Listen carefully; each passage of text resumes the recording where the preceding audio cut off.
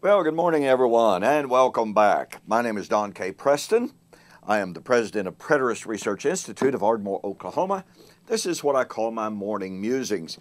And I had begun a series in response to Dr. William Lane Craig, who wrote some objections to preterism, and specifically the preterism of N.T. Wright, R.T. France, and George Carrot, excuse me. And I'm going to pick up on that when I continue, but I really need to address a situation. There is a Church of Christ minister, a horribly acerbic, caustic, bombastic type of a man, who's basically been stalking me on Facebook. His name is Howard Denham. And he said he has set out to totally refute Don Preston and William Bell. And he dedicated a Facebook page to doing that. Well, one of the articles that he posted that just supposedly totally refuted the full preterist view was 2 Timothy chapter 4, verse 1 and following. And last night, Tuesday, which was the 12th, William Bell and I addressed that argument on Two Guys and a Bible. You can go, that program is archived at www.fulfilledradio.com. You can listen to the entire program and to see how we completely dismantled Howard Denham's argument. One of the arguments that we made was that Paul said that Christ was, quote, about to judge the living and the dead based upon the Greek word mello, which is in the infinitive there. Well, after the program, Howard Denham posted on his website, evidently. Now, I had posted him because, quite honestly, his rhetoric, his demeanor is horribly unchristian. I'd been corresponding with for several days, and I just really couldn't take any more of his rhetoric. So unchristian. But he posted on his site and some others that Preston and Bell had made a tragic, horrible mistake. We were flat wrong. He pointed out that in Acts 17, 30 and following, Paul said that the judgment, Christ was going to judge the world. Greek word mello in the infinitive. So therefore, that meant that Christ was about to judge imminent. Then he went to 2 Thessalonians chapter 2. In the King James translation, where Paul says, as translated there, don't let anyone deceive you into believing that the day of the Lord is at hand. Well, Howard Denham said, Preston and Bell are caught in a horrible self-contradiction because their rendering of mello in Acts chapter 17 would have it at hand, whereas in Thessalonians, Paul, writing just immediately, almost immediately after the time of Acts chapter 17, said it's not at hand. Well, that would either demand that there's a contradiction or that would demand two comings. Well, unfortunately, even though Howard Denham sets himself forth as a real Bible scholar, a man who has taught Greek for 30 years, this is really a massive, unscholarly mistake. I have looked at over 50 translations of 2 Thessalonians chapter 2, verse 2. There are only a tiny handful that render the text as at hand. The King James, the Geneva Bible, one or two. The great majority of them render it as already come.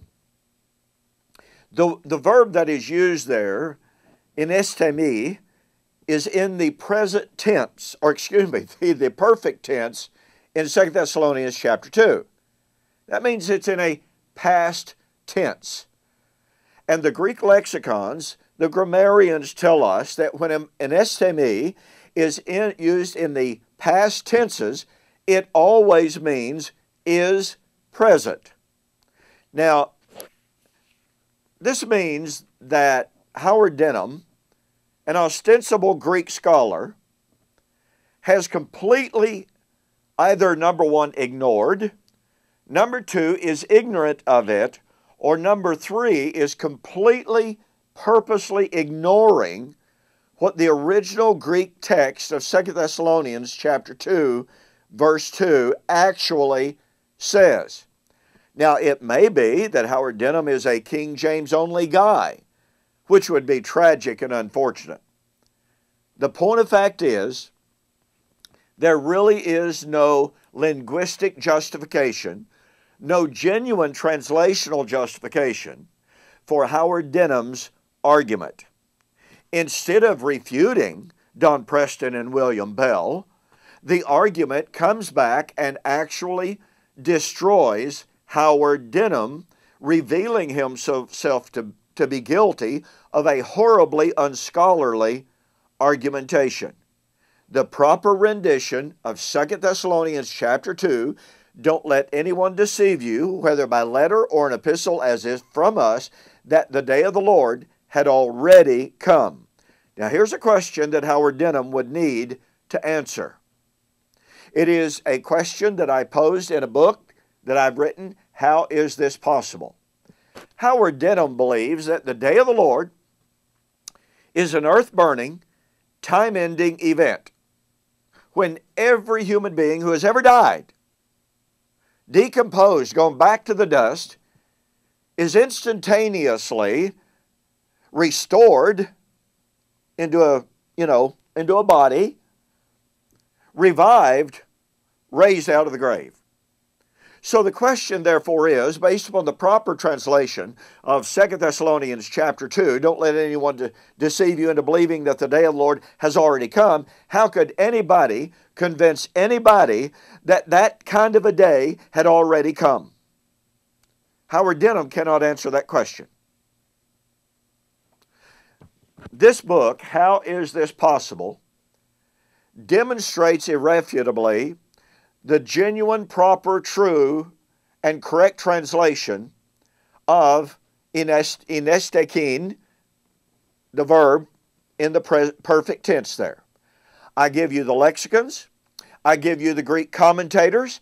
I give you every other place in the New Testament where that word in the present perfect tense is used. You can see for yourself that the evidence is absolutely irrefutable. There is, therefore, to repeat, absolutely no support for the argument that Howard Denham made. But you need to see the power of the question, how could anybody believe that Howard Denham's view and definition of the day of the Lord, an earth-burning event, how could anybody convince anybody that that had already happened? You need to get a copy of this. Go to my website, www.eschatology.org, www.bibleprophecy.com. Order the book. You will be absolutely amazed at how irrefutable the evidence is, and really how unfortunate it is that men who set themselves forth as scholars and teachers of the Greek would make such an unscholarly argument. In truth, Howard Denham has exposed himself to be everything but a true scholar. Well, I felt I needed to take the time to do that because he was obviously boasting of how he had thoroughly debunked, refuted William Bell and Don Preston, when in fact he did no such thing. We will return to our discussion and examination of William Lane Craig's objections to preterism, but that will have to wait. I will be speaking in Arizona at the Rethinking the End Time seminar this weekend. I will see you again, Lord willing, next Tuesday. You have a great, great weekend and week. God bless. We'll see you then.